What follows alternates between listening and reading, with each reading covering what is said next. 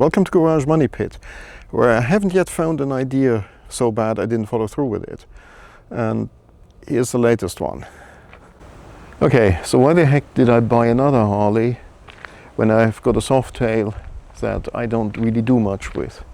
Well, the not doing much with the Softail is a different story that I'll tell at some later time. The main one with this one was actually weather protection.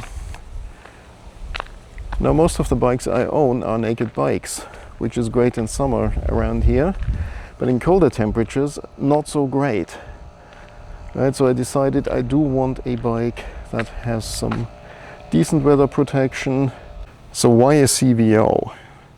Well, I took a bit of a gamble, and as the title says, this was the cheapest CVO by far that I could find on the East Coast. In fact, this is about half of what these normally go for, even less than that.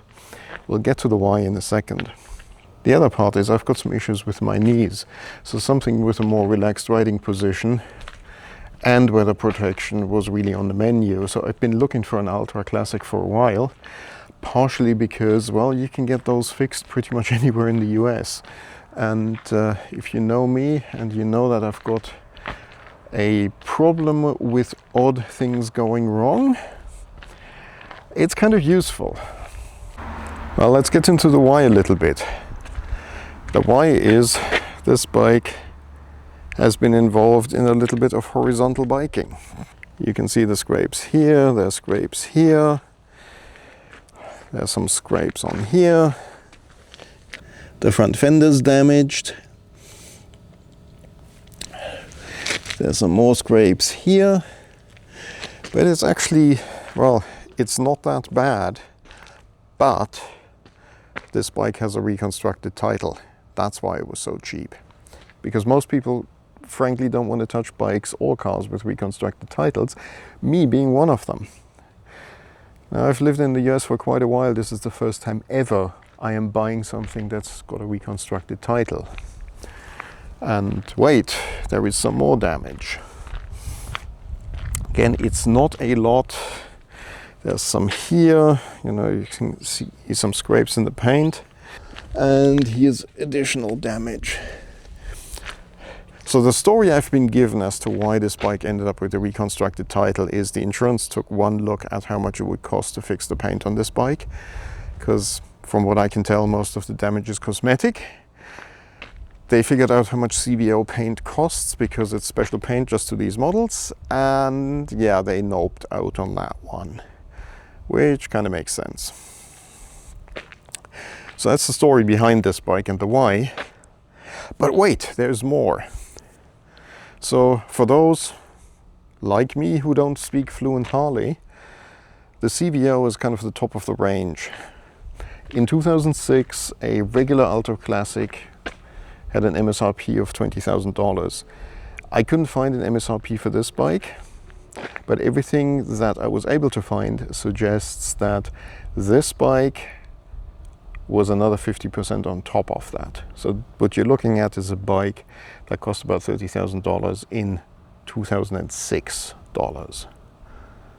Right, and well, what you got for that, obviously you got a bunch of bling, like heated seats. I believe it has heated grips, or at least it's supposed to have heated grips.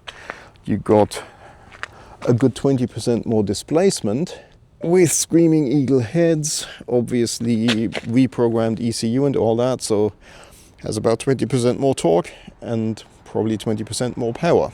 It's got some other neat features, like these wind deflectors. They are, I believe, standard on the CVO, didn't come on anything else.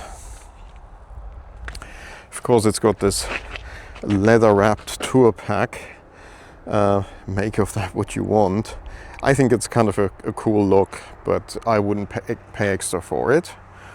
And it's got, I believe this is the standard seat with either fake or real ostrich leather inserts. So it's, it's extra bling, but with useful extra performance. And that's before I started discovering that somebody threw an extra bunch of money at it. So you probably already spotted the pipes that save lives. So these are Reinhardt true duals, and I believe they do have the baffles in, so they're not completely earth-shatteringly loud.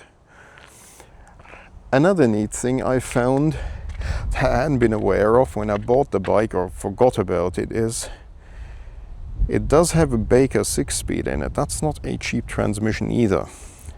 So that was a very nice find. And another interesting find I made is, well, it's got the standard 6-gauge gauge cluster. But this doesn't look like a Harley gauge. What the heck is it? It's a pressure gauge. You don't want to have that much oil pressure. It'll leak all over the place. Well, you can probably just about see them lurking here. That bike's got Legend suspensions rear shocks. That's also not a cheap upgrade. So it's got a compressor, and the pressure gauge is actually for the pressure in the rear shocks, so you can adjust the rear suspension based on load on the bike. I thought there was a couple of neat finds.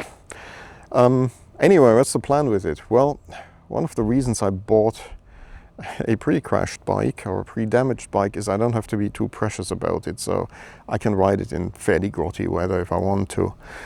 We'll see if I want to. Other than that, it's just basically hopefully change oil, change fluids, and just ride the thing. That's at least the plan. Usually my plans like that don't last for very long. You can also see it doesn't have a plate yet. I'm recording this on Christmas Day, and today is kind of a nice day, but it's supposed to be getting pretty cold and icy tomorrow. So I haven't even made it to the DMV yet and registered the bike. That might have to wait until I can ride the bike based on road conditions, not based on the weather. Simply because as soon as I've got it registered, I need to get it inspected. And I obviously don't want to ride a bike like this in weather where there's a chance of ice on the road. Okay, so that's a quick rundown of my latest Folly. I'll fire it up in a second so you can hear it, and then we'll put it back in the garage and hope for better weather. Thank you very much for watching. It's been a great 2025. I hope you have a great 2026 if you watch it in 2025.